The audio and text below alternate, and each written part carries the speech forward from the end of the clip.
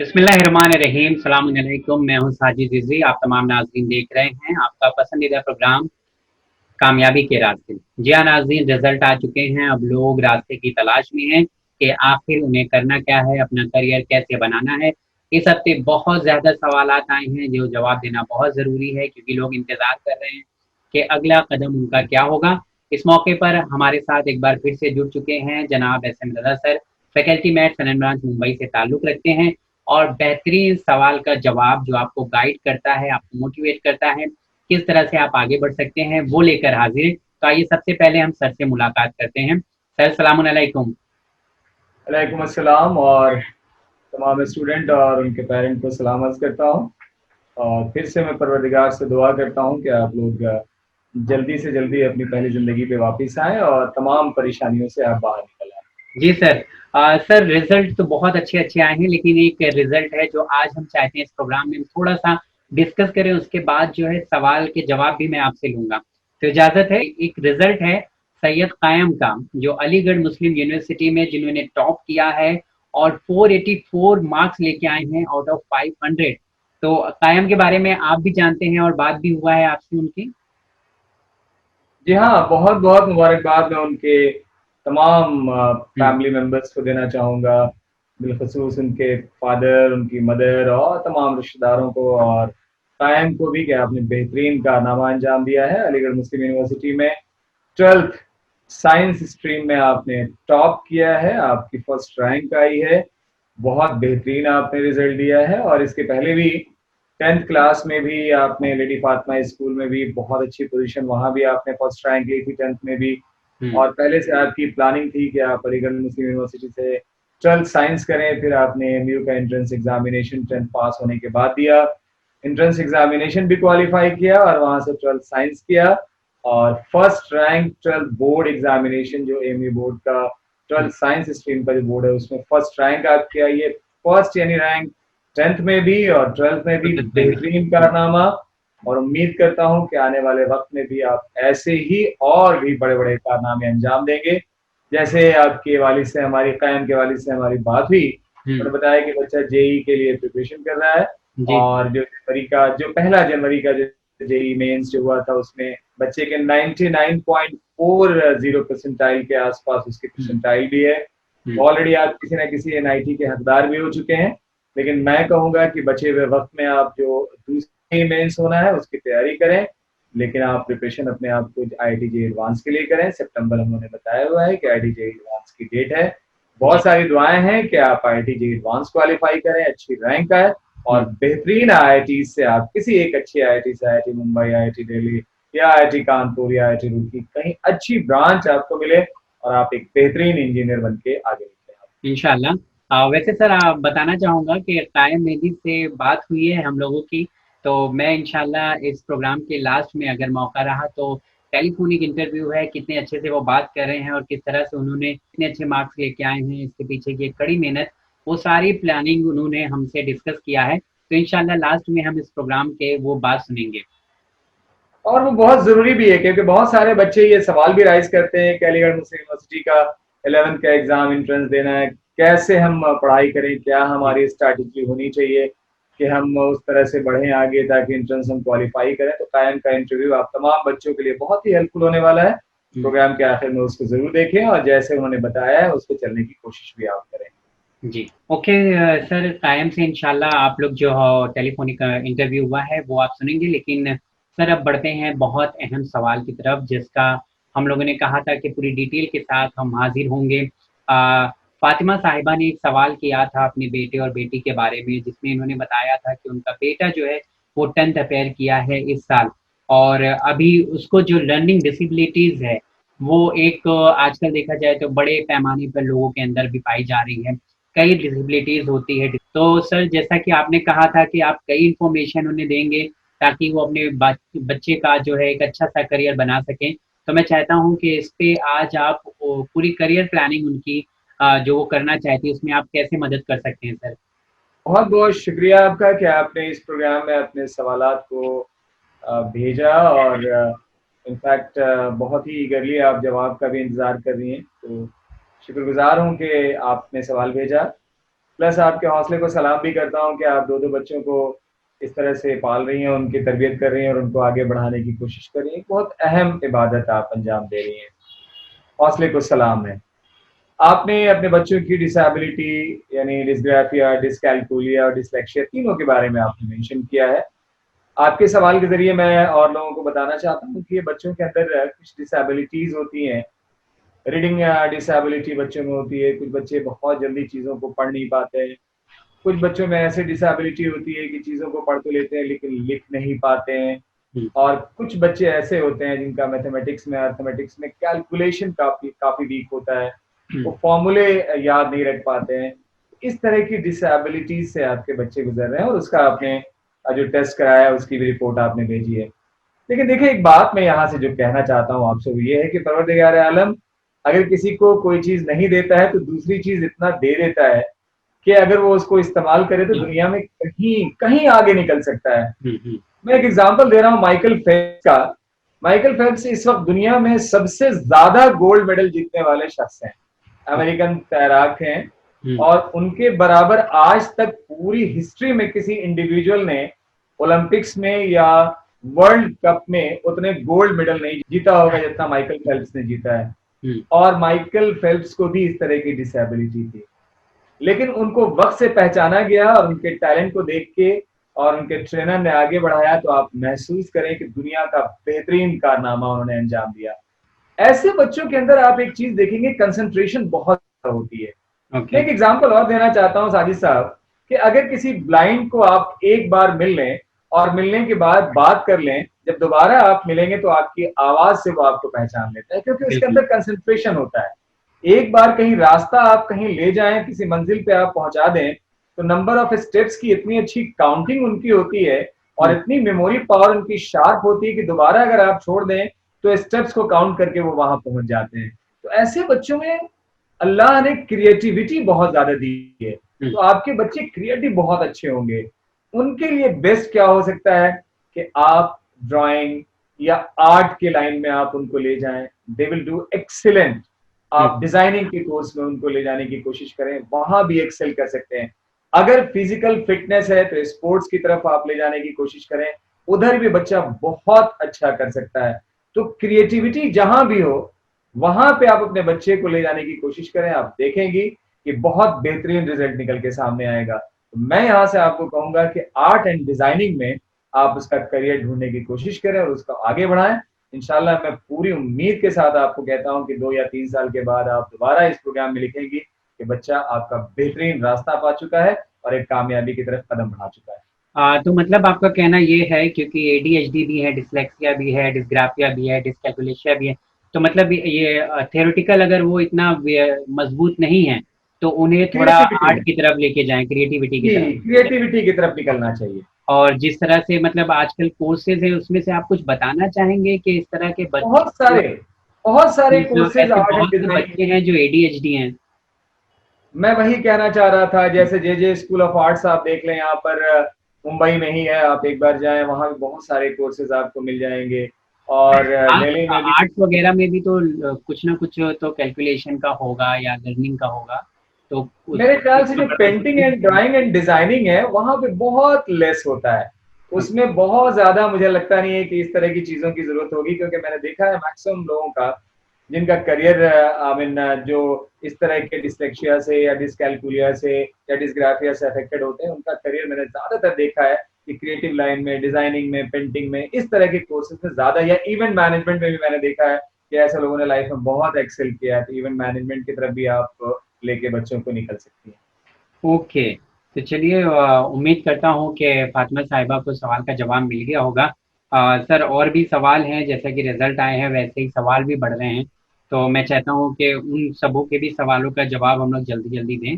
तो अगला सवाल सर मैं करना चाहूँगा, ये सवाल आया है। अस्सलाम वालेकुम sir, I am Shabana from Chennai and my family like your show very much, and my question is sir, I got 80% in 12th board examination 2020 with PCB group. I apply for the NEET beside MBBS. Which course is best for me? Suggest how much cutoff will take in government college. Sir MBBS के अलावा इन्हें आप और क्या suggest करना चाहेंगे? इनका 12th में जो है 80% आया है। शबाना 80% आप 12th में लाई हैं, पहले तो आप कैपेबल चाइल्ड हैं। जी। और मैं कहूंगा कि नीट का फॉर्म आपने फिल किया है, सितंबर में एग्जाम है, अभी आपके पास अगस्त बचा हुआ है और हम्म। तकरीबन सितंबर में भी 15 डेज आपके पास होंगे। आप 45 डेज में अच्छे से रिवीजन करें, मुझे उम्मीद है कि आप बहुत अच्छा स्कोर करेंगी। देख लें आपकी प्रॉब्लम पहले, मैंने जब आपने मार्च तक या अप्रैल तक का टारगेट बना के प्रिपरेशन किया होगा तो कहाँ कहाँ आपकी प्रिपरेशन में कमी रही होगी, उस कमी को दूर करने की कोशिश करें। बॉटनी जूलॉजी और भी एक्सेलेंट करें, अपनी फिजिक्स अच्छी कर लें हम्म। और नीट की तैयारी करें। और गवर्नमेंट कॉलेज में एमबीबीएस के लिए 550 प्लस का स्कोर आपको चाहिए एटलीस्ट, और बीडीएस में 500 के आसपास होना चाहिए अच्छे गवर्नमेंट कॉलेज के लिए। इसके अलावा आपने दूसरे जो कोर्सेज पूछे हैं, हम लोगों ने बहुत बार पैरामेडिकल कोर्सेज के बारे में बताया है, जिसमें ऑक्यूपेशनल थेरेपी है, डायलिसिस के कोर्स हैं, मेडिकल लैब टेक्नोलॉजी का कोर्स है, रेडियोग्राफी का कोर्स है आपके पास, ओटी टेक्नीशियन का कोर्स है आपके पास। तो इस तरह के और भी सारे कोर्सेज हैं, बायोटेक के कोर्स आपके लिए हैं, आगे चल के माइक्रोबायोलॉजी का कोर्स है, एग्रीकल्चर साइंसेज के भी कोर्सेज हैं। लेकिन अभी मेरी आपके लिए चॉइस ये होगी, मेरी आपके लिए दुआएं होंगी बल्कि, और मेरी ख्वाहिश भी यही होगी कि 45 डेज में आप नीट की प्लान वे में प्रिपरेशन करें और ओके। कोशिश करें इंशाल्लाह आपका एमबीबीएस में सिलेक्शन भी होगा। ओके, तो फर्स्ट प्रेफरेंस इनका एमबीबीएस ही होना चाहिए, उसके बाद अदर कोर्सेज।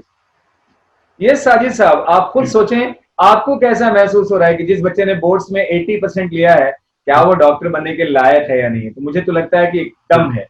तो डिस्टिंक्शन आपने मोर देन 75% आपका स्कोर है, तो आपको एक बार जी तोड़ मेहनत करके बचे हुए 45 डेज को प्लानिंग से लगाना चाहिए। उम्मीद है कि एमबीबीएस या बीडीएस में आपको कहीं ना कहीं रास्ता जरूर मिल जाएगा। ओके। सर बढ़कर अगला सवाल। सलाम अलैकुम, वालेकुम अस्सलाम। मैं मोहम्मद नासिर जैदी, और इनका जो स्कोर आया है 188.46 इन एसएससी सीजीएल टीयर 1 में सर। और अभी इनका सवाल है, how can I score 350 plus in tier 2 और हेल्ड इन अक्टूबर 2020। अभी अक्टूबर में एग्जाम होने वाला है सर एसएससी सीजीएल का। सबसे पहला तो यही है सोल्यूशन साजिद साहब के, इम्प्रूवमेंट का स्कोप कैसे बनता है, हम्म। इंसान अपनी गलतियों को रिपीट ना करे। हाँ। पहला पेपर आपने जब दिया होगा तो आप देखें कि आपकी इंग्लिश वीक गई, आपकी मेंटल एबिलिटी, रीजनिंग या एप्टीट्यूड क्या आपका वीक गया, हम्म। या आप जनरल नॉलेज में कहीं आप इंग्लिश में लैग कर गए, जहां जहां आप लैग कर गए होंगे उसको आप एक हम्म। बार मजबूत करने की कोशिश करें। हम्म। ऐसे राइटिंग पे खास तौर से अपने आप को ठीक रखें। कंप्यूटर बेस्ड जो इंफॉर्मेशन चाहिए होगी एग्जामिनेशन में, उस पर भी अपने आप को आप ठीक रखें। बस एक ही मैं फाइनल और पहली या आखिरी मेरी आप के लिए आई मीन हिदायत कह लें या सजेशन कह लें, वो यही होगी कि पहले एग्जाम में जहां जहां आपने कमी छोड़ी होगी पहले उस कमी पे काम करें। आप अपनी इंग्लिश अच्छी करें, mental ability, reasoning and aptitude को अच्छा करें, और कंप्यूटर का नॉलेज भी अपना बेसिक्स वो भी अपना आप ठीक रखें। ओके, तो अभी इन्हें थोड़ा सा और मेहनत करना पड़ेगा टीयर 2 के लिए। और थोड़ा सा स्टडी और अपनी आप बढ़ा लें। अगर आप पहले 3 घंटे पढ़ रहे होंगे तो आप 5 घंटे पढ़ने की आप कोशिश करें, ओके। टारगेटेड हो जाए। ओके। सर अगला सवाल मैं पूछना चाहता हूँ। अस्सलाम वालेकुम। वालेकुम अस्सलाम।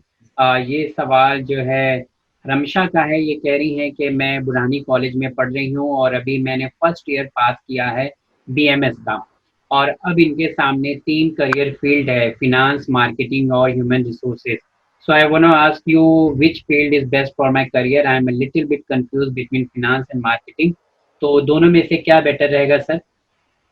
मुझे लगता है कि आपको फाइनेंस की तरफ चलना चाहिए। गर्ल्स ज्यादातर फाइनेंस की तरफ निकलती हैं या एचआर की तरफ निकलती हैं। ओके। मार्केटिंग में थोड़ा सा ये होगा कि आपको आउटडोर भी जाना पड़ सकता है, कोई ऐसी कंपनी मिल जाए जो ज्यादातर आपसे आउटडोर का काम ले, या आपको ट्रैवल बहुत ज्यादा करने की जरूरत पड़ सकती है। लेकिन ओके। अगर आप फाइनेंस में या एचआर में हैं तो आपको ट्रैवलिंग इश्यूज नहीं आएंगे। मुझे हम्म। लगता है कि फाइनेंस आप देखें, फाइनेंस में ज्यादा अच्छा स्कोप आने वाले टाइम में भी आएगा। तो हम्म। मेरी पहली चॉइस तो आपके लिए फाइनेंस ही होगी। उसके बाद शायद एमबीबी, अगर आगे एमबीए करना हो तो और अच्छा रहेगा फिनांस में। एग्जैक्टली साजिद साहब, जनरली वही मैंने जैसे आपको कहा कि मार्केटिंग में अगर आप आ गए और किसी कंपनी को आपने ज्वाइन कर लिया तो आपको आउटडोर भी निकलना पड़ सकता है, टूर पे भी हम्म। आपको जाना पड़ सकता है। बहुत सारी गर्ल्स जो हैं वो टूर पे जाने में थोड़ा अवॉइड और करती हैं। तो अगर मार्केटिंग आप वास्ट फील्ड है, बहुत बड़ी। जी, और अगर आपने फाइनेंस ले लिया तो कोई अच्छी कंपनी आप ऑप्ट कर सकती हैं, और इंडोर आपको काम करने का मौका मिलेगा आगे चल के। जो मल्टीनेशनल बैंक्स हैं उसमें भी आप जा सकती हैं, फाइनेंस से एमबीए करके जो मल्टीनेशनल बैंक्स हैं उसमें भी आपका अपॉइंटमेंट हो सकता है। तो एक नया आपके सामने और भी एक स्कोप खुलेगा। सर अगला सवाल जो है मोहम्मद सारिम का है। ये कह रहे हैं कि मैंने 12th कंप्लीट किया है कॉमर्स स्ट्रीम से और ऑप्शनल सब्जेक्ट इनका कंप्यूटर साइंस था, और अब ये लिख रहे हैं कि I wanted to do BA in economics honours for admission in good college, there is a maths compulsory in 12th। तो या तो ये ऐसा लिख रहे हैं कि इनके पास 12th नहीं था और ये इकोनॉमिक्स में अपना करियर बनाना चाहते हैं, तो क्या कंपलसरी है और इनका मैथ्स है 12th में कि नहीं है, ये समझ में नहीं आया मुझे सर। यहाँ से आपके सवाल के जरिए जो उन्होंने सवाल रखा है उस सवाल के जरिए मैं बोलना चाहूंगा कि देखिए, आप बीए में या बीएससी में या बीकॉम में अगर किसी सब्जेक्ट को कंटिन्यू आप करना चाहते हैं तो वो सब्जेक्ट 12th में होना चाहिए। यानी अगर आप बीए इकोनॉमिक्स ऑनर्स लेना चाहते हैं, वहां मैथमेटिक्स होगी, और ये तभी मिलेगा जब आपके पास 12th में मैथमेटिक्स होगी। इसके जरिए एक और सवाल मैं यहाँ जोड़ना चाहूंगा। दिल्ली यूनिवर्सिटी में जब आप बीकॉम में एडमिशन लेंगे तो दो तरह के बीकॉम में कोर्सेज आते हैं, एक आता है बीकॉम पास, एक आता है बीकॉम ऑनर्स। बीकॉम ऑनर्स उन्हीं बच्चों को दिल्ली यूनिवर्सिटी प्रोवाइड करती है या देती है जिन बच्चों के 12th में मैथ्स एज अ सब्जेक्ट होता है जिनका। तो अगर आपको बीए इकोनॉमिक्स ऑनर्स करना है, मैथ्स वहां कंपलसरी है, तो 12th में आपकी मैथ्स होनी चाहिए। बात आपने की कि आगे चल के करियर स्कोप क्या है। मैथमेटिक्स इकोनॉमिक्स में क्यों एसेंशियल है? इसलिए कि जैसे ही आप इकोनॉमिक्स को वास्ट लेवल पे पढ़ने की कोशिश करेंगे, आप देखेंगे कि उसमें स्टैटिस्टिक्स का बहुत ज्यादा इन्वॉल्वमेंट दिखाई देगा, प्रोबेबिलिटी आ जाएगी, पूरा का पूरा मैथमेटिक्स आ जाएगा, डिस्ट्रीब्यूशन कर्व आ जाएगा, कैलकुलस का पोर्शन भी आ जाएगा। तो मैथमेटिक्स का बहुत ज्यादा इन्वॉल्वमेंट इकोनॉमिक्स में होने लगेगा, चाहे आप मैक्रो या माइक्रो दोनों में से कोई भी इकोनॉमिक्स आप पढ़ें। अब जैसे ही आपने बीए इकोनॉमिक्स ऑनर्स कर लिया तो उसके बाद आपके पास एक और भी एंट्रेंस एग्जामिनेशन सामने आएगा, जिस एग्जामिनेशन के बारे में हम लोगों ने पहले भी कहा था, Indian economic services, IES। Economic services में वही बच्चा जा सकता है जिसका बैकग्राउंड इकोनॉमिक्स से हो। तो ये भी आपके लिए बेहतरीन एक एंट्रेंस एग्जामिनेशन होगा, जिससे आप गजेटेड रैंक के सरकारी डिपार्टमेंट के पोस्ट पे आप जा सकते हैं। नीति आयोग सुना होगा, वहां पे आपका रिक्रूटमेंट हो सकता है। रिजर्व बैंक ऑफ इंडिया में भी आपके लिए अपॉर्चुनिटी खुल सकती है। और अगर आगे आप MA इकोनॉमिक्स कर लें और उसके बाद रिसर्च करके अगर आप चाहें तो आप बेहतरीन एक प्रोफेसर भी बन सकते हैं। तो इकोनॉमिक्स की फील्ड बहुत ही बेहतरीन फील्ड है, और भी बच्चों के लिए मैं कह रहा हूँ कि अगर आप चाहें तो इसमें अपना करियर तलाश कर सकते हैं। Okay, all right. तो अगर आपका 12th में मैथ्स नहीं है तो आप आगे नहीं जा सकते हैं, और अगर मैथ्स है तो आप कर सकते हैं। बीए पास अगर लेना चाहे तो बीए पास में इकोनॉमिक्स को कोई सब्जेक्ट लेके चल सकते हैं, लेकिन बीए इकोनॉमिक्स ऑनर्स लेने के लिए मैथमेटिक्स एसेंशियल है। उसी तरह से बीकॉम ऑनर्स लेने के लिए मैथमेटिक्स एसेंशियल है। All right. अगला सवाल सर मुजाहिद अंसारी का है, झारखंड से है। ये कह रहे हैं कि मैं BBA करना चाहता हूँ, मुंबई से करना चाहता हूँ, लेकिन इनके 10th और 12th के बीच में 5 साल का गैप हो गया है।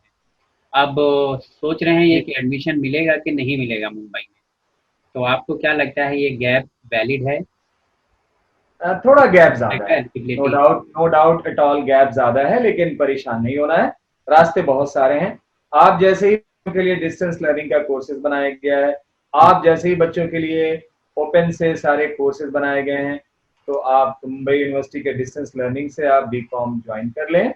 और लेकिन ध्यान रखेंगे कि आने वाले वक्त में 3 साल में जो आपको बीकॉम या BA पूरा करना है या BBA पूरा करना है, तो इस 3 साल को ऐसे आपको यूज करना है कि आपकी डिग्री भी 3 साल में कंप्लीट हो, और साथ साथ इस 3 साल में आगे आपको क्या करना है उस तरह की कंपटीशन की तैयारी भी आप पैरेलल कर लें। क्योंकि 3 साल का कोर्स करने के बाद फिर आपके पास एक्स्ट्रा टाइम इतना नहीं होगा कि आप अलग से किसी कंपटीशन की प्रिपरेशन कर पाएंगे। भी आपके लिए एडवाइस ये होगी कि किसी भी कोर्स को ज्वाइन करें, डिग्री 3 साल की आप करें, लेकिन साथ साथ विद इन डिग्री आप किसी एंट्रेंस की भी तैयारी पैरेलल, चाहे बैंकिंग सेक्टर की करनी हो वो कर लें, आपको पुलिस में जाना हो उसकी तैयारी कर लें, CDS की तरफ निकलना हो उसकी तैयारी कर लें, जितने भी सरकारी डिपार्टमेंट की जॉब्स हैं अगर उधर निकलना हो तो उसकी भी तैयारी आप साथ साथ करते चलें। या लॉ में जाना है तो आपको LLB करने के लिए भी एंट्रेंस की तैयारी पैरेलल ही आपको करना है। जैसे 3 साल के बाद आपकी डिग्री पूरी हो, इमीडिएट आपको विदाउट गैप प्रिपरेशन का दिए हुए जिस तरफ आपने कदम बढ़ाना है आप उधर निकले और अपने एजुकेशन को कंटिन्यू करते हुए आगे निकल जाए। ओके, अगला सवाल जो है नेहा का है, ये भी मुंबई से है, और इनका जो अभी HSC का रिजल्ट आया है साइंस स्ट्रीम से 60.30% है। कांग्रेचुलेशन नेहा। इन्होंने लिखा है कि मुझे बीएससी आईटी या सीएस के लिए अप्लाई करना है, तो कौन से बेस्ट कॉलेज हैं जो इस परसेंटेज पे इन्हें एडमिशन मिल जाए? देखिए, मुंबई यूनिवर्सिटी का जो कॉलेज में एडमिशन के लिए फॉर्म निकलेगा वो सेंट्रलाइज फॉर्म होता है, सेंट्रलाइज फॉर्म है। फॉर्म फिल करें, अपनी चॉइसेस, मैं तो कहूँगा कि अपने आस-पास के कॉलेज को आप चॉइस में लें, क्योंकि अभी जो प्रेज़ेंट सिनेरियो है इसमें ट्रैवलिंग अपने आप में एक बिग इश्यू है। तो मुंबई यूनिवर्सिटी के किसी भी कॉलेज से करें डिग्री तो आपको मुंबई यूनिवर्सिटी से ही मिलनी है। हम्म। घर पे आप रह के अपनी सेल्फ स्टडी को अच्छे से बढ़ाएं, लेकिन अभी के हालात को देखते हुए मैं कहूँगा कि बहुत दूर आप ट्रैवल करने की नहीं सोचें, अपने आस-पास के किसी कॉलेज में ही, जहाँ जिस लोकेशन पे हैं उसके आस-पास के कॉलेज के लिए अप्लाई करें। घर पे मेहनत ज़रूर करें, क्योंकि जब फाइनल आपको डिग्री मिलेगी तो वो मुंबई यूनिवर्सिटी के नाम से मिलेगी। ओके। सर अगला सवाल मैं करना चाहूँगा। ये भी सवाल मुंबई से ही है, रॉबिन का। ये कह रहे हैं कि this year I pass out my HSC with less percentage, 54% है। इनके हिसाब से लेस है थोड़ा। Sir I get less percentage because of this I am feeling very hopeless. I want to ask you one question, I want to do BSc honours in physics. I am not getting any college in Mumbai which provide me BSc honors in physics. Can you please tell me there is any college in Mumbai for my course or not? And BSc general is good or BSc honors is good? देखिए, अभी यहाँ थोड़ा सा marks 54% जो आपने लिखा है, Hmm. I mean और ये क्योंकि फिजिक्स ऑनर्स, केमिस्ट्री ऑनर्स ये दोनों प्रैक्टिकल के सब्जेक्ट्स हैं, Hmm. डिस्टेंस लर्निंग से भी इसको करना बहुत आसान नहीं है। तो Hmm. आपको रेगुलर इस कोर्स को करना होगा, लेकिन अभी के हालात को देखते हुए मुझे लगता है कि आने वाले वक्त में बहुत सारी गवर्नमेंट रिलैक्सेशन भी देगी, तो आपको हो सकता है एडमिशन मिल भी जाए। और अगर आपको बीएससी ऑनर्स फिजिक्स नहीं मिल रही है, जनरल बीएससी मिलता है, तो भी आप तो जनरल बीएससी कर लें। Hmm. जनरल बीएससी करने के बाद मैं आपको अभी से बताता हूँ, और अभी से डिटर्मिनेशन करें आप, सारी कमियां आपकी दूर हो जाएंगी। बीएससी जनरल करने के बाद आईआईटी जैम का आप एंट्रेंस दें और किसी आईआईटी से एमएससी फिजिक्स करने की कोशिश करें। पीछे की सारी कमी दूर होगी और आगे एक बेहतरीन आपको रास्ता मिलेगा और करियर में बेहतरीन बेहतरीन ऑप्शंस आपके सामने निकल के आएंगे। ओके सर, एक और सवाल है, ये भी बहुत अच्छा सवाल है, अक्सर ऐसा होता है। ये आफ्ताब का सवाल है मिराज महाराष्ट्र से। ये कह रहे हैं कि मैंने मैकेनिकल इंजीनियरिंग कंप्लीट किया है और अब मैं एमबीए करना चाह रहा हूँ। सर आप भी कई बार सजेस्ट करते हैं कि इंजीनियरिंग के बाद लोग जी एमबीए करते हैं, तो जी। मैकेनिकल इंजीनियरिंग के लिए अगर कोई बाद में एमबीए करना चाहे तो कौन से फील्ड में उसे एमबीए करना चाहिए जिससे उसका फ्यूचर भी अच्छा हो, क्योंकि इन्हें आइडिया नहीं है कि किसमें फ्यूचर ब्राइट हो सकता है। प्रोडक्शन आप लें, प्रोडक्शन आपके साथ, क्योंकि मैकेनिकल में आप हैं, प्रोडक्शन लें या मार्केटिंग, दोनों में से कोई एक ले लें। ओके। मैक्सिमम बच्चों को हमने देखा है कि मैकेनिकल में बीटेक करने के बाद या तो प्रोडक्शन में एमबीए करते हैं या वो मार्केटिंग में एमबीए करते हैं, क्योंकि दोनों चीजें, अगर आप किसी मैकेनिकल यूनिट में हैं तो प्रोडक्शन में, डिजाइनिंग में अगर आपके पास एमबीए है तो वो चीजें आपके डिग्री से बहुत अच्छा मैच करती हुई आपको आगे बढ़ाएंगी। या कोई अगर मैकेनिकल प्रोडक्ट है उसको मार्केट में आपको सेल आउट करना है, तो क्योंकि आप उस प्रोडक्ट की पूरी नॉलेज आपके पास होगी, मार्केटिंग एंगल से जब उस प्रोडक्ट को आप लेके निकलेंगे, वहां आपके लिए बहुत आसानी होगी उस प्रोडक्ट को सेल आउट करने में। तो मैकेनिकल के बच्चों को जनरली हमने देखा है कि ज्यादातर बच्चे आइदर प्रोडक्शन या मार्केटिंग में एमबीए करते हैं। दोनों में से किसी में भी, किसी भी अच्छे कॉलेज में जहां आपको एमबीए में दाखिला मिल सकता है, आप लें और आगे बढ़ें। ओके और राइट, अगला सवाल सर इस्माइल का है। ये लिख रहे हैं अस्सलाम वालेकुम। वालेकुम अस्सलाम Ismail. Currently, I am in second PUC PCMC. I have planned for the robotic engineering after my PUC sir. अब इनका सवाल है कि ये जेडबलई मेंस के लिए भी प्रिपरेशन कर रहे हैं और एडवांस के लिए भी प्रिपरेशन कर रहे हैं, लेकिन ये कम्प्लीटली प्रिपेयर नहीं है अभी। और तो ये जानना चाहते हैं कि अगर मुझे आईआईटी में रोबोटिक फील्ड में एडमिशन लेना है तो इनका मेन में स्कोर कितना होना चाहिए और एडवांस में स्कोर कितना होना चाहिए, और कुछ उसके लिए अगर टिप्स है आप बताना चाहें तो इन्हें दें सर। जी हाँ इस्माइल, बहुत सारी दुआएं आपके लिए, ब्राइट, आपके ब्राइट फ्यूचर के लिए। अभी मेंस का एग्जाम आपने देखा ही होगा कि सितंबर में नई डेट आई है, उसके बाद एडवांस की भी डेट आ गई है। 45 डेज तकरीबन आपके पास बचे हुए हैं। मेंस का 1 जनवरी का जो आपने अटेम्प्ट लिया होगा, जो कमी रह गई होगी उसको आप दूर करें। पेपर, रेगुलर पेपर आप रोज, यानी बल्कि वीक में 2 पेपर आप जरूर करें। जहां जहां पेपर में प्रॉब्लम है उस एरिया को आप प्लीज कवर करें। एटलीस्ट IIT एडवांस देने के लिए जेईई मेंस में आपकी कट ऑफ जो है वो 95 परसेंटाइल से तो ज्यादा होनी ही चाहिए, मैं मान के चलता हूँ। लेकिन बेस्ट होगा कि आप 99 परसेंटाइल आप टारगेट करके चलें, 99 एंड प्लस परसेंटाइल आप एटलीस्ट लें जेईई मेंस में, और उसके बाद फिर IIT एडवांस का आप एग्जाम देंगे। और एक बहुत बड़ी खुशखबरी मैं तमाम बच्चों को देना चाह रहा हूँ आपके सवाल के जरिए कि IIT एडवांस में बैठने के लिए जेईई मेंस के कट ऑफ के अलावा बोर्ड्स में 75% होना चाहिए। लेकिन मिनिस्ट्री ऑफ HRD के रिकमेंडेशन से IITs ने ये चीज हटा दिया है, और इस बार आपके बोर्ड्स में 75% एसेंशियल नहीं है, आपको 12th पास होना चाहिए। उसी तरह से जेईई मेंस क्वालिफाई करने के बाद NITs में एडमिशन लेने के लिए भी 70 या 75% की नीड होती थी बोर्ड्स में। इस बार से NITs ने भी ये चीज हटा दी है, आपको 12th सिर्फ पास होना चाहिए, और उसके बाद जेईई मेंस और जेईई एडवांस के स्कूल के थ्रू IIT में या NITs में आपको एडमिशन मिलेगा। तो तैयारी करें। रोबोटिक्स के बारे में आपने पूछा है, रोबोटिक्स मैंने पिछले प्रोग्राम में बताया था, मैकेनिकल के बाद भी आप एमटेक में जाके कर सकते हैं। इलेक्ट्रॉनिक्स अगर आप बीटेक में ले लें उसके बाद भी आप एमटेक में स्पेशलाइजेशन रोबोटिक्स में ले सकते हैं। कुछ कॉलेजेस बीटेक में भी रोबोटिक्स प्रोवाइड करते हैं, लेकिन उनकी तादाद अभी बहुत कम है। सो मैकेनिकल या इलेक्ट्रॉनिक्स से आप बढ़े। ओके, बहुत बहुत शुक्रिया सर। बढ़ता हूँ अगले सवाल की तरफ। अगला सवाल सर जैनब खातून का है। ये लिख रही है, as I told you that I am pursuing a graduation and after that graduation I want to do LLB, but sir now I want to do crack Delhi police examination, so I am confused because surely I want to do LLB after graduation. Then can you please suggest me that I am in graduation, so can I join Delhi police? Can you please give me suggestion that I can prepare for DP, or if your decision is yes, so please tell me about the qualification and the examination pattern. कोई दिक्कत नहीं है जैनब, बहुत बेहतरीन आपने question rise किया है। देखिए LLB तो जॉब में आने के बाद भी आप कर सकती हैं, और दिल्ली में है तो बहुत सारे ऑप्शंस आपके पास आ जाएंगे। जॉब में आने के बाद भी आप LLB कर सकती हैं। ऐसे बहुत सारे हमारे फ्रेंड हैं जो मास्टर्स किया, मास्टर्स करने के बाद जॉब लिए, जॉब में आने के बाद उन्होंने MBA किया या LLB किया, ऐसे बहुत सारे एग्जाम्पल्स मिलेंगे। तो LLB आप जॉब में आने के बाद भी कर सकती हैं। दिल्ली पुलिस के बारे में आपने पूछा है, मिनिमम आपको ग्रेजुएट होना है। ग्रेजुएशन के बाद दिल्ली पुलिस का एंट्रेंस एग्जामिनेशन होगा, उसमें जो सिलेबस आएगा 10th तक की मैथ साइंस आएगी, mental ability, reasoning aptitude and general knowledge का सवाल होगा। उसकी तैयारी कीजिए। ऑल द वेरी बेस्ट मेरे साइड से भी, चैनल विन की तमाम टीम के साइड से भी, कि आप दिल्ली पुलिस का एंट्रेंस एग्जामिनेशन क्वालिफाई करें, ज्वाइन करें, और ड्यूटी में आने के बाद तब जाके आप LLB की पढ़ाई दोबारा से अगर चाहें तो आप कर सकते हैं।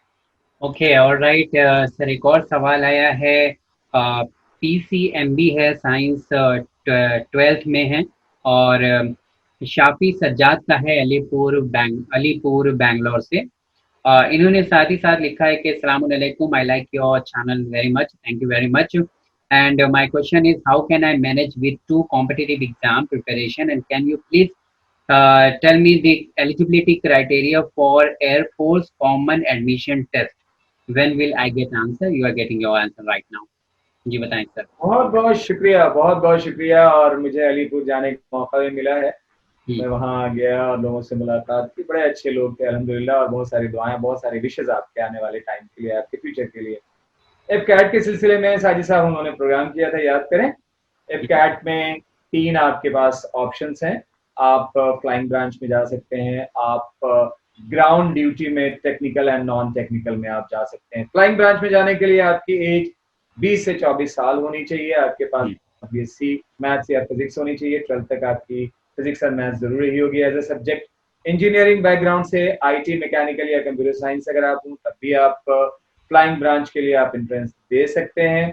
इसके अलावा जो टेक्निकल ग्राउंड ड्यूटी में है उसमें इंजीनियरिंग बैकग्राउंड या BSc आपके पास हो तब भी एफकैट का आप एंट्रेंस दे सकते हैं। और नॉन टेक्निकल में जो एजुकेशन डिपार्टमेंट है उसमें जाने के लिए आपके पास MA होना चाहिए, MSc होना चाहिए या MBA होना चाहिए। तो ये 3 आपके पास डिपार्टमेंट है। और अगर आपके पास कमर्शियल पायलट का लाइसेंस है DGCA से अप्रूव किसी इंस्टीट्यूट से, तो आपकी एज 20 से 26 साल के बीच में होना चाहिए। तो अगर आपको एफकैट देना है तो आपके पास फ्लाइंग ब्रांच के लिए आपके पास BSc, टेक्निकल साइड में जाने के लिए ग्राउंड ड्यूटी के लिए आपके पास BSc मैथ्स या फिजिक्स या इंजीनियरिंग बैकग्राउंड होना चाहिए, और नॉन टेक्निकल ग्राउंड ड्यूटी में जाने के लिए आपके पास MA MSc होना चाहिए, MCOM होना चाहिए या MBA होना चाहिए। ऑल द बेस्ट, बहुत अच्छा आपने एक प्लान किया है। कंटिन्यू रहें, डिटर्मिनेशन के साथ रहें, क्वेश्चन लिखते रहें इंशाल्लाह, और आने वाले वक्त में हम आपको यहाँ से और भी सजेशन देते रहेंगे। Thank you very much. Thank you very much sir. अगला सवाल जो है ज़हरा का है, जम्मू कश्मीर से लिख रही है, अस्सलाम वालेकुम। उम्मीद करते हैं कि आप सब लोग खैर आफियत से होंगे। अल्हम्दुलिल्लाह। और हम भी उम्मीद करते हैं कि आप भी सेफ हैं। साथ ही साथ इन्होंने सर सवाल लिखा है कि after 12th I have completed my diploma in operation theatre technology, और जी अब ये आगे समझ में नहीं आ रहा है इन्हें क्या करना चाहिए ऑपरेशन थिएटर टेक्नोलॉजी के बाद। पहली चीज़ इन्होंने लिखा है कि बीएससी करूं और ओटी करूं या ऑपरेशन थिएटर करूं या कोई और कोर्स जिसमें अच्छा करियर या स्कोप हो। डिसीजन लेना थोड़ा डिफिकल्ट है, आप इनकी मदद करें क्योंकि फाइनेंशियली भी थोड़ा सा प्रॉब्लम है। देखिए, अब यहीं से जो इंसान जिस शोबे का होता है उसकी सोच भी वैसी हो जाती है, क्योंकि पैरामेडिकल कोर्स है तो सबसे पहले इन्होंने पूछा है कि आप लोग खैरियत से होंगे, ठीक होंगे, हालात को देखते हुए। हम्म, साजिद साहब ने भी आपके लिए दुआएं की और हम भी आपके लिए दुआएं करते हैं कि आप सेहतयाब रहें। बल्कि तमाम जो नाज़रीन इस प्रोग्राम से जुड़े हुए हैं या जितने भी आलम इंसानियत में जितने भी लोग हैं, सबकी हिफाजत के लिए हम लोग दुआएं करते हैं कि वो लोग खैर आफियत से रहें। कोर्स आपने किया है, मैं तो पहले आपसे कहूंगा कि क्योंकि अभी पैरामेडिकल कोर्स का ज़माना है और जिस वक़्त जैसे अभी हालात चल रहे हैं, मुझे लगता है कि पहले एक बार आप जॉब के लिए ट्राई करें। जॉब में आने के बाद भी बहुत सारे डिप्लोमा और सर्टिफिकेट कोर्सेज़ होते हैं, पैरेलल आप कर सकती हैं। जिस फील्ड में आपने, जैसे आपने ओटी टेक्नीशियन के बारे में लिखा, आपने वहाँ से डिप्लोमा उस कोर्स में किया है, मेरा तो सजेशन ये होगा पहले आप जॉब लें। जॉब के बाद आने के बाद उसमें सर्टिफिकेट कोर्सेज़ और हायर डिप्लोमा के बहुत सारे ऑप्शंस आएँगे। उसी में कंटिन्यू करके अपने आप को आगे बढ़ाने की कोशिश करें, वो ज्यादा अच्छा होगा बनिस्बत इसके कि आप कोई नई फील्ड दोबारा से ऑप्ट करें और वहां बढ़ने की कोशिश करें। ओके। सर बहुत बहुत शुक्रिया आपका। एक और सवाल आया है हर्षप्रीत सिंह का। ये कह रहे हैं कि मेरी डेट ऑफ बर्थ इतनी है और मेरे टाइमिंग जो बर्थ का है इन्होंने वो भी लिखा है, लेकिन क्वेश्चन अच्छा है इसलिए मैं ले रहा हूँ। क्योंकि ऐसा होता है कि जब एक पेपर हम पास हो जाते हैं, दूसरे पेपर जब हमारी फाइल कहीं और जाती है तो हम थोड़ा इस इधर उधर के चक्कर में हो जाते हैं कि कहीं से कुछ हो जाए। तो मैं जानना चाहूंगा कि इन्होंने लिखा है कि मेरा जलंधर पंजाब में घर है और मेरा क्वेश्चन ये है कि मैंने बिजली बोर्ड के पेपर दिए हैं और पेपर में मैं पास भी हो गया हूँ। अब इनकी वाह। फाइल जो है हेड ऑफिस गई है। अब ये कह रहे हैं कि गवर्नमेंट जॉब मिल जाए, इसके लिए प्लीज आप बता दें कि मुझे अब क्या करना चाहिए, इसके लिए कोई प्रोसेस है या कुछ और चीजें अगर हो पाए पॉसिबल तो आप बताइए हर्षप्रीत सिंह को। हर्षप्रीत जी, बहुत बहुत धन्यवाद आपका, बहुत बहुत शुक्रिया आपका कि आप इस प्रोग्राम से जुड़े हुए हैं। और मैं तो पंजाब के बहुत सारे शहरों में गया हूँ और अमृतसर भी मेरा बहुत आना जाना हुआ है, वहाँ मैं क्लासेस के सिलसिले से जाया करता था। बहुत ही बेहतरीन जगह है और आबो हवा वहाँ की बहुत साफ सुथरी है और लोग भी वहाँ माशाल्लाह बहुत ही अच्छे लोग हैं। आपने बहुत डिटेल अपने बारे में, date of birth, time of birth, सारी चीजें आपने लिखी हैं। कि अभी आपने एग्जाम गवर्नमेंट जॉब क्वालिफाई की आएगी किया कि है। नहीं। जी, और क्वालिफाई किया और फाइल आपकी आगे गई है, तो यहाँ से सबसे पहले तो मैं दुआ ही करूंगा कि जल्दी से जल्दी आपको अपॉइंटमेंट लेटर मिले और आपको कॉल आए कि आप जॉब ज्वाइन करें।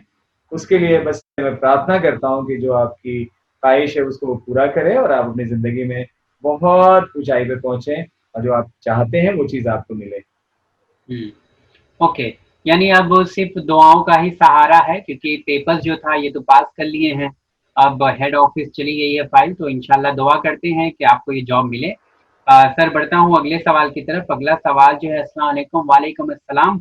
महक खान का सवाल है, कह रही हैं कि मैं मुंबई में रहती हूँ और मेरा सवाल ये है कि मैंने एचएससी ये साल साइंस स्ट्रीम से कंप्लीट किया है और मेरा परसेंटेज जो है वो 56% है। सर मुझे आप बताएंगे कि कौन सा कोर्स मेरे लिए अच्छा रहेगा, और मेरा कैटेगरी ओपन कैटेगरी है और मेरा सब्जेक्ट पीसीएमबी था।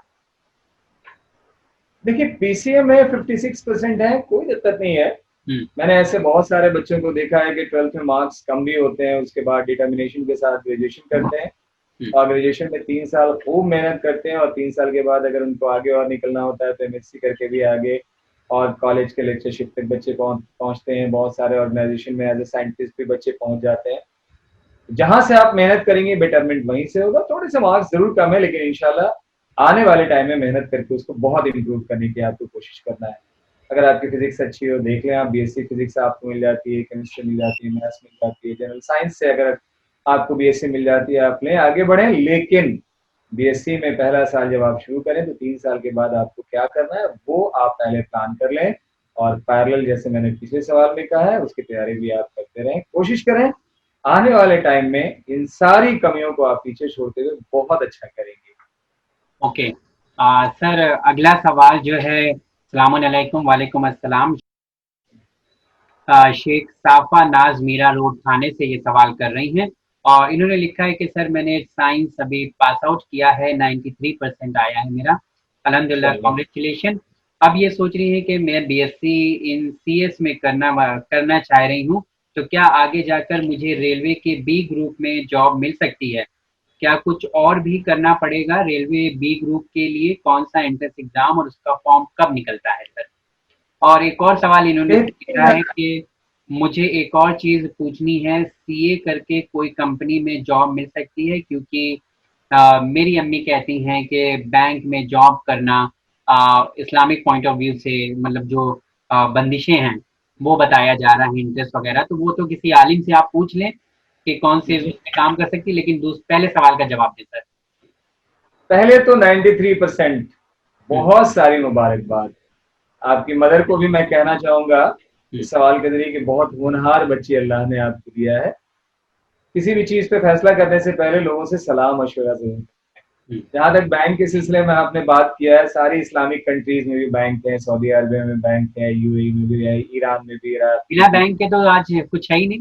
जी, और बैंक तो एक ऐसा कुछ नहीं है जो आप सोच पा रही हैं। हम्म, ऐसा कुछ भी नहीं है। बच्ची आप बहुत आगे निकल रही है, निकलने दे बच्ची को। बहुत टैलेंटेड बच्ची है, होनहार बच्ची है। हम्म, दीगर चीजों में अपना जहन नहीं लगाना है। हाँ, अगर कभी आपको लगता है तो किसी आलिम दीन से जरूर आप रुजू करें। लेकिन बहुत सारे फिलोसफर्स हैं, कौम में पढ़े लिखे लोग हैं, उनसे भी आप सलाह मशवरा जरूर करें, क्योंकि टैलेंट है, इस टैलेंट को बर्बाद नहीं जाने देना है। 93%, कंग्रेचुलेशन अगेन। क्योंकि हम्म, आपने सीएस के बारे में लिखा है, कंप्यूटर साइंस से आपको बीएससी करना चाहें, आप एकदम बढ़ें। उसके बाद एक ऑप्शन तो एमसीए का बनता ही है, वो एक एक्स्ट्रा ऑप्शन आपके सामने आ जाएगा। हम्म, रेलवे रिक्रूटमेंट बोर्ड में दो तरह की चीजें होती हैं। एक तो आपके पास टेक्निकल साइड की सारी जॉब्स हैं, उसमें इंजीनियरिंग या डिप्लोमा की जरूरत पड़ती है। लेकिन नॉन टेक्निकल, जैसे स्टेशन मास्टर हो गया हम्म, और भी अकाउंट्स के डिपार्टमेंट हो जाते हैं, तो उसमें जाने के लिए आपको सिंपल ग्रेजुएशन चाहिए। आर्ट, साइंस, कॉमर्स या किसी भी स्ट्रीम से होना चाहिए। तो आप सीएस कंप्यूटर साइंस से, आई मीन बीएससी करने के बाद भी आप उस एंट्रेंस को बड़े आराम से दे सकती हैं। आपकी मैथ्स तो होगी अच्छी, क्योंकि हम्म, आपने 12th में बहुत अच्छा स्कोर किया है। मेंटल एबिलिटी आपकी अच्छी हो जाएगी, इंग्लिश अच्छी कर लीजिए, करंट अफेयर्स अपनी अच्छी कर लीजिए। और ये, लेकिन एक बात यहाँ से मैं कहना चाहूंगा कि आपकी परसेंटेज देख के मुझे बहुत सारी उम्मीदें आपसे लग गई हैं। हम्म। थोड़ा सा प्लानिंग अपनी और भी मजबूत कीजिए। एक दो बार अपने रिश्तेदारों से भी, कुछ जो सेलेक्टेड अच्छे लोग हैं उनसे भी सलाह मशवरा कीजिए और देखिए, कदम उठाइए, क्योंकि आपका टैलेंट आपको बहुत आगे ले जाने वाला है। बस सिलेक्शन आपका बेस्ट होना चाहिए, तो इस पे आप ध्यान रखें। B BSc group computer science लेके आप आगे बढ़ें। बी ग्रुप का जो है वो डेट कब आती है सर? फॉर्म कब निकलता है? हर साल इसके एंट्रेंस के फॉर्म्स आते हैं, और जैसे ही फॉर्म आएगा इंशाल्लाह हम लोग यहाँ से आपको इत्तला करेंगे। ओके। और एक और आपसे मैं कहना चाहूंगा कि कामयाबी के रास्ते यूट्यूब पे आप जाएं। हम लोगों ने रेलवे रिक्रूटमेंट बोर्ड की सारी वैकेंसी, कौन से group, group C, group D, group B, group A, चारों ग्रुप को हम लोगों ने कवर किया है, बताया है कि क्या एग्जाम्स होते हैं, एग्जाम का पैटर्न क्या होता है, एज क्राइटेरिया क्या होता है, एजुकेशन क्वालिफिकेशन क्या चाहिए।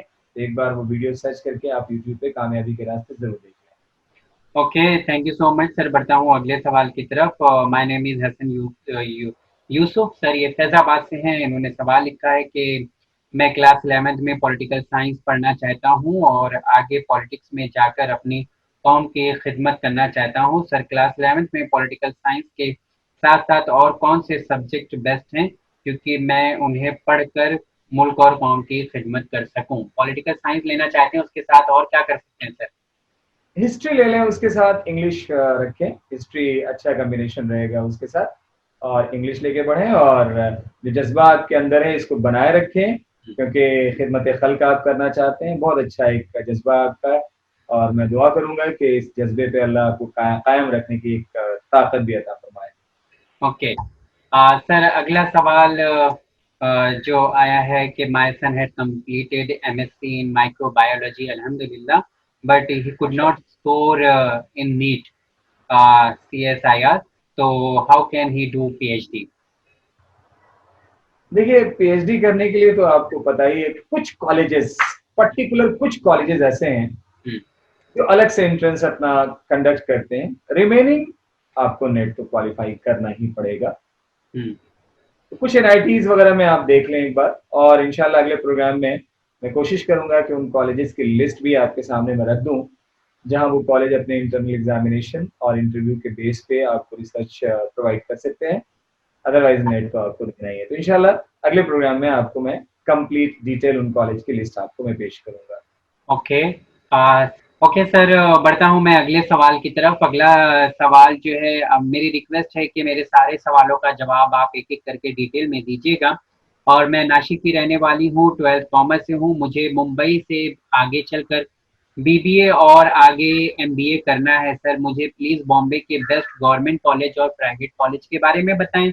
और जब ये नेट पे ढूंढ रही थी तो इन्हें जो है एनएम, आईएमएस और आईआईएम की फेमस कॉलेज बता रहा है। तो सर मुझे आईआईएम की प्रिपरेशन के लिए बॉम्बे में बेस्ट कोचिंग कौन सी रहेगी जहां से ये आगे कोर्स कर लेती हैं। और सर अभी मुझे 8 महीने बाकी हैं 12th खत्म होने के लिए। तो क्या सर कोरोना के टाइम में 8 महीने बाद क्या मुंबई आना सही होगा? मुंबई आना सही होगा, इंशाल्लाह दुआ करें। सर आगे आप बताएं। जिंदगी आगे बढ़ती रहेगी, जिंदगी रुकेगी नहीं इंशाल्लाह। और हालात सुधर रहे हैं, अभी थोड़ी सी चीजें, केसेस थोड़े बढ़ रहे हैं, लेकिन क्योंकि टेस्टिंग भी बढ़ रही है तो आने वाले वक्त में इंशाल्लाह सारी चीजें इंप्रूव हो जाएंगी। दुनिया ऐसी नहीं रहेगी बल्कि और भी इंप्रूव होके हाँ, आएगी। तो गवर्नमेंट की तब गाइडलाइन भी आ जाएगी, क्या करना है क्या नहीं करना है आगे। क्या करना है क्या नहीं करना है, और हम लोगों के अंदर भी बहुत सारी इंप्रूवमेंट आ गई है। लाइफ जीने का बहुत तरीका नया हो गया है, सोशल डिस्टेंसिंग सीख गए हम, हम्म, सफाई बहुत ज्यादा अपने अंदर आ गई है। तो चीजें इंप्रूव ही हो रही हैं, पॉजिटिवली हम्म, लेके बढ़ना है।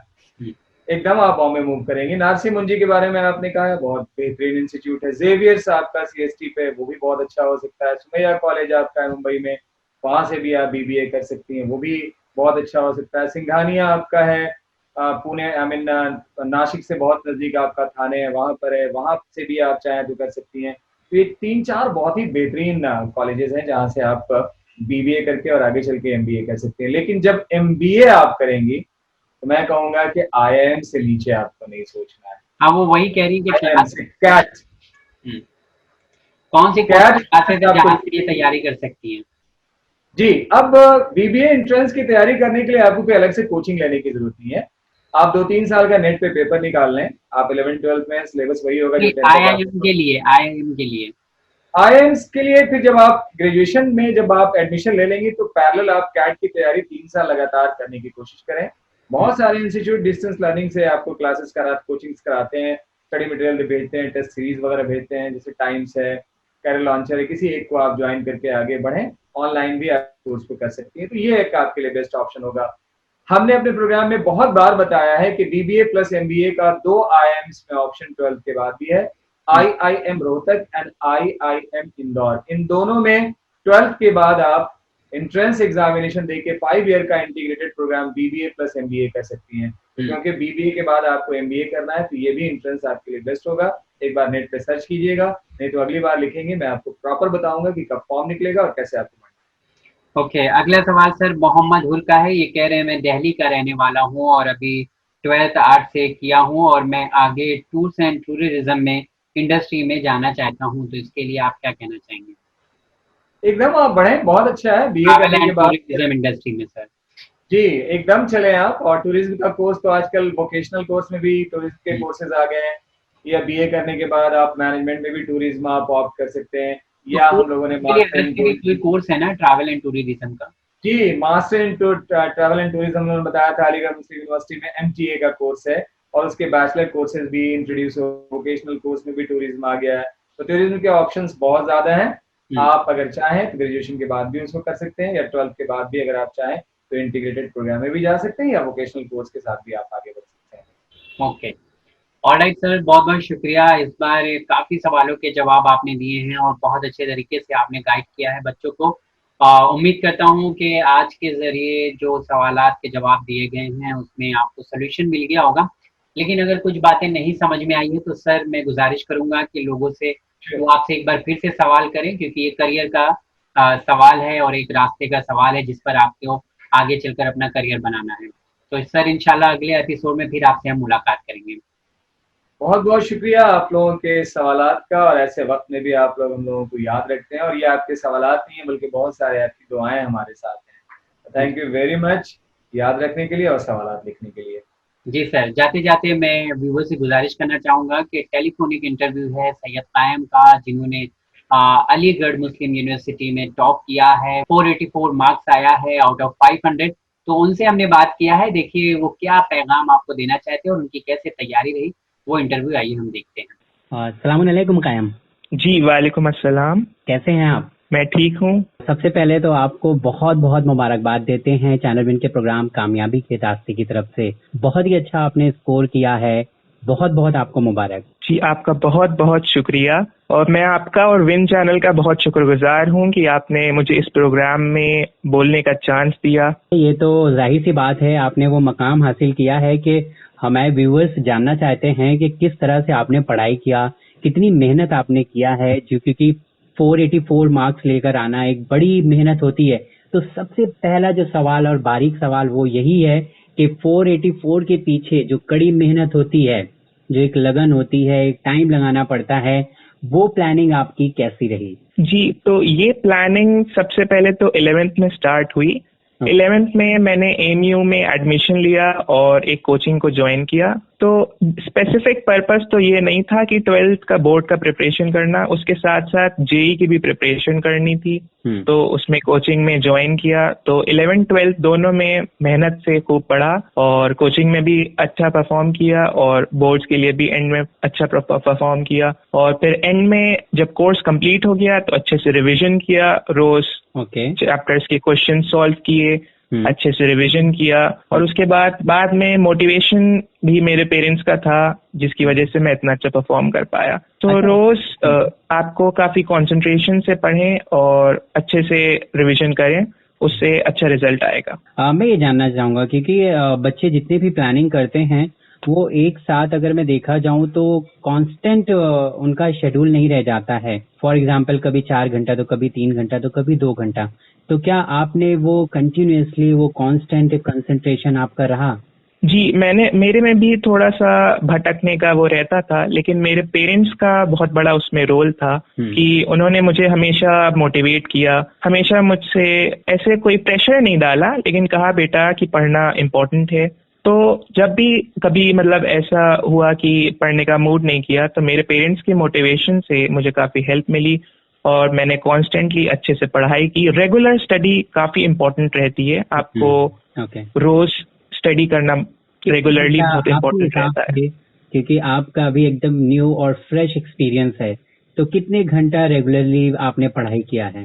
जी, तो उसको आप घर पे भी है? जी, तो आप उसको वही बांट सकते हैं क्योंकि शुरुआत में जब एक सेशन स्टार्ट होता है तो आपको कोचिंग भी जाना होता है, आपको स्कूल भी जाना होता है। तो कोचिंग के आपके 6 आवर्स हो गए, उसके बाद स्कूल के आपके 6 आवर्स हो गए। तो उसके बाद आपको जितना भी टाइम मिल रहा है उसमें 3 से 4 घंटा आपको सेल्फ स्टडी करना होता है। यहाँ पे आपको जितना भी पढ़ाया जा रहा है उसका अच्छे से रिवीजन करें और सबसे ज्यादा इम्पोर्टेंट चीज जो होती है, जैसे आपके संडेज हो गए, जिस दिन छुट्टी है या जिस दिन कोई फेस्टिवल की छुट्टी है, उस दिन आपको अच्छे से पढ़ना होता है। तो ऐसे ही धीरे धीरे करके आपको रोज मेहनत करनी होती है और लास्ट में जब जनवरी फेज आता है उसके बाद चीजें रिलेटिवली इजी हो जाती हैं क्योंकि आपके कोर्स कंप्लीट हो चुका होता है, आपको रिवीजन पे ध्यान देना होता है। तो अगर शुरुआत से ही आप अच्छे से मेहनत करेंगे तो लास्ट में आपको बहुत हेल्प मिलेगी और आपका बहुत अच्छा स्कोर आएगा। चलिए, 12th में तो इतना अच्छा स्कोर आपका है, 484 आउट ऑफ 500। 10th की अगर मैं बात करूं तो 10th में क्या आपका स्कोर रहा और उसी टाइम से क्या आपने सोच लिया था कि आपको अलीगढ़ में एडमिशन लेना है? जी, 10th में मेरा 97.6% था। ओके। और मैं अपने स्कूल का टॉपर था और यहाँ पे अलीगढ़ डिस्ट्रिक्ट में मेरी 3rd रैंक आई थी। ओह ग्रेट, माशाल्लाह। तो उसके आपने 10th के बाद प्लान कर लिया था कि अब मैं एंट्रेंस एग्जाम में देकर अलीगढ़ में 12th का ज्वाइन करूंगा मैं? जी, तभी से वो मैंने सोचा था कि एमयू का 11th एंट्रेंस दूंगा और उसे क्वालिफाई करके 11th में एडमिशन लूंगा। तो वो भी काफी अच्छे से हो गया। 11th एंट्रेंस का क्राइटेरिया क्या है अलीगढ़ में जो आपने क्रैक किया? जी, तो उसमें 11th एमयू अपना खुद का 11th का एंट्रेंस कराता है। तो उसमें ऑल ओवर इंडिया बच्चे बैठते हैं, तो उसमें अराउंड 40,000 बच्चे बैठते हैं, उसमें से 400 के अबाउट्स का सिलेक्शन होता है। ओह जी, तो उसमें 400? जी ओके ग्रेट। तो तो उसके लिए मैंने अपनी प्रिपरेशन स्टार्ट की, क्योंकि बोर्ड्स तो मार्च में खत्म हो जाते हैं और इसका अप्रैल के लास्ट वीक में होता है। तो ये 1 महीने का जो टाइम होता है, अगर कोई इसको अच्छे से यूटिलाइज कर ले तो वो उसके लिए बहुत फ्रूटफुल रहता है। तो मैंने इस 1 महीने के लिए कोचिंग ज्वाइन की और वहाँ पे अच्छे से पढ़ाई की और फिर मेरी 18th रैंक आई थी, तो फिर मैं क्वालिफाई हो गया और एडमिशन ले लिया एमयू में 11th क्लास में। वंडरफुल, बहुत मेहनत किया आपने। और मैं जानना चाहूंगा कि जो एंट्रेंस एग्जाम हुआ था वो आपका 9th और 10th के बेस पर हुआ होगा, तो किस तरह की बुक आपने रिफर किया था एग्जाम के लिए? जी हाँ, तो 11th का एंट्रेंस का जो सिलेबस है वो 9th और 10th का ही है। तो बच्चों को ये कोशिश करनी चाहिए कि 9th और 10th के जो साइंस और मैथ्स के चैप्टर्स हैं उसको बहुत अच्छे से पढ़ें, उसके कॉन्सेप्ट्स को समझें ताकि आगे तक वो याद रहें। कॉन्सेप्ट्स को अगर अच्छे से समझ के पढ़ेंगे तो इंटरेस्ट आएगा तो चीजें भूलेंगे नहीं, तो इससे एग्जाम बहुत अच्छे से हो जाएगा। और इसके एडिशन में कुछ इस्लामिक स्टडीज और हिस्ट्री के क्वेश्चंस होते हैं, तो वो आपको इस मार्च और अप्रैल के बीच के पीरियड में उसको पढ़ना होता है। तो यही बोर्ड्स के बाद और एंट्रेंस से पहले जो पीरियड होता है उसमें अगर आप ये चैप्टर्स पढ़ेंगे और आपका 9th और 10th का जो साइंस और मैथ्स के चैप्टर्स थे उसका रिवीजन करेंगे तो आपका बहुत अच्छा 11th का एंट्रेंस होगा। ओके, चलिए, बहुत अच्छी बातें आपने बताई है। आई होप कि हमारे व्यूवर्स इसको एज अ फीडबैक लेते हुए एक अच्छा सा काम आगे करेंगे पढ़ाई करने के लिए। मैं एक चीज और जानना चाहूंगा कि इतना अच्छा मार्क्स अभी आया है तो आपकी फ्यूचर प्लानिंग क्या है? अगर मैं बात करूं तो सबसे पहला मकसद आपका क्या होगा? जी, सबसे पहला मकसद तो अभी सितंबर में जेईई एडवांस्ड होने वाला है। इससे आईआईटीज में एडमिशन होता है। तो मेरे अभी करंटली मैं उसकी ही प्रिपरेशन कर रहा हूँ और इंशाल्लाह अच्छे से उसमें सिलेक्शन हो जाए, अच्छी रैंक आ जाए तो आईआईटी दिल्ली में कंप्यूटर साइंस ब्रांच में बीटेक में एडमिशन लेने का टॉप प्रायोरिटी है। ओके, कंप्यूटर आईआईटी दिल्ली में। चलिए, हमारे नाजरीन आपका इंटरव्यू सुन रहे हैं एंड आई होप कि वो सारे लोग आपके लिए दुआ करेंगे कि इंशाल्लाह आप जेईई मेंस भी क्रैक करें और आपका एडमिशन आईआईटी दिल्ली में भी हो जाए। मैं अब एक और सवाल जानना चाहूंगा, क्योंकि आपका इतना अच्छा एक्सपीरियंस रहा है पढ़ाई के लिए, आप बहुत होनहार बच्चे रहे हैं, तो सारे लोग आपके साथ जुड़े रहे। मैं ये जानना चाहता हूँ कि लॉकडाउन में थोड़ा सा माहौल खराब हो चुका था और टेंशन वाला थोड़ा सा एनवायरनमेंट था, तो क्या जेईई मेंस अभी एंट्रेंस एग्जाम है उस पर किसी तरीके की कोई असर आप पर पड़ी या नहीं पड़ी? जी, जैसा कि लॉकडाउन हुआ और डेट्स थोड़ी सी आगे बढ़ गई तो मन में थोड़ा सा ये हुआ कि पढ़ाई से मोटिवेशन थोड़ा सा कम हुआ, लेकिन उसके बाद मेरी फैमिली ने, मेरे पेरेंट्स ने मेरा बहुत सपोर्ट किया। उन्होंने कहा कि थोड़ा सा टाइम है, आप इसमें अच्छे से अगर प्रिपरेशन करेंगे तो आपका जेईई में बहुत अच्छा रिजल्ट आ जाएगा। तो उसके बाद से इस लॉकडाउन का अब मैं अच्छा यूटिलाइजेशन कर रहा हूँ, टाइम एक्सटेंड हो गया है तो अच्छे से प्रिपरेशन हो रही है और मेरे पेरेंट्स मेरा बहुत मोटिवेशन बढ़ा रहे हैं, मेरे पेरेंट्स बहुत हेल्प कर रहे हैं, मुझे मोटिवेट कर रहे हैं ताकि मैं अच्छे से पढूं और सितंबर का एग्जाम बहुत अच्छे से दे सकूं। बहुत बहुत शुक्रिया हमसे बात करने के लिए, आपने काफी कुछ हमारे व्यूवर्स को बताया है और मैं जानना चाहूंगा कि आप हमारे व्यूवर्स से कुछ लास्ट में कहना चाहेंगे, क्योंकि वैसे तो आपने काफी कुछ बताया है, लेकिन मैं चाहता हूं कि उन बच्चों के लिए कहें जो थोड़ा सा डीमोटिवेट हो जाते हैं, हालात का सामना नहीं कर पाते हैं, क्योंकि आपने जब एग्जाम दिया है, इतना अच्छा मार्क्स आए हैं, तो कई सिचुएशन आप भी होकर गुजरे हैं ये मार्क्स हासिल करने के लिए, तो कुछ कहना चाहेंगे उनसे आप? जी, तो जैसा कि आज लोग जान ही रहे हैं कि जेईई एस्पिरेंट की लाइफ काफी डिफिकल्ट हो जाती है, तो काफी बच्चे इंटरेस्ट लूज कर लेते हैं। तो उसके बारे में मैं थोड़ी सी एक बहुत इम्पोर्टेंट बात बताना चाहूंगा कि जब स्टार्ट होता है अप्रैल मई में तो प्रेशर काफी रहता है, आपका स्कूल भी रहता है, आपकी कोचिंग भी रहती है, तो सेल्फ स्टडी का टाइम काफी कम मिल पाता है, तो बच्चे इंटरेस्ट लूज कर देते हैं। लेकिन एक उसके बाद का जो जनवरी के बाद का जो टाइम होता है उसमें चीजें काफी रिलेटिवली आसान हो जाती हैं कि आपका कोर्स कंप्लीट हो चुका होता है, आपकी कोचिंग क्लासेस का टाइम खत्म हो जाता है, आपका स्कूल का टाइम खत्म हो जाता है। तो अगर आपने शुरुआत से ही अच्छे से प्रिपरेशन की तो आपका बहुत अच्छा रिजल्ट आएगा, आप आगे बहुत अच्छे से रिवीजन कर पाएंगे, आपको चीजें याद रहेंगी, आपका रिजल्ट बहुत अच्छा आएगा। तो शुरुआत में इंटरेस्ट नहीं लूज करना है, धीरे धीरे मेहनत करनी है, तो आगे आपके लिए चीजें बहुत आसान हो जाएंगी। वेरी इंटरेस्टिंग पॉइंट कायम हम सब लोग, जितने लोग भी ये इंटरव्यू देख रहे हैं और सुन रहे हैं, जो बातें आपने बताई हैं वो बहुत गौर करने वाली बातें हैं, और इंशाल्लाह हम सब लोग आपके हक में दुआ करेंगे कि आप यूं ही कामयाबी की सीढ़ियां चढ़ते रहें इंशाल्लाह। बहुत बहुत शुक्रिया जी, हमसे बात करने के लिए बहुत बहुत शुक्रिया कायम, बहुत शुक्रिया। खुदा हाफिज। खुदा हाफिज। नाज़रीन, अगर आप चैनल विन के प्रोग्राम कामयाबी के रास्ते में सवाल पूछना चाहते हैं तो अपने सवाल हमें ईमेल कर सकते हैं, सिर्फ और सिर्फ एजुकेशन से जुड़े हुए सवाल। हमारा ईमेल एड्रेस है winislam@gmail.com। साथ ही साथ व्हाट्सएप के जरिए भी आप अपने सवाल हमसे पूछ सकते हैं। हमारा व्हाट्सएप नंबर है 9930474147। इंशाल्लाह सर, अगले एपिसोड में फिर आपसे मुलाकात होगी। बहुत बहुत शुक्रिया जुड़ने के लिए।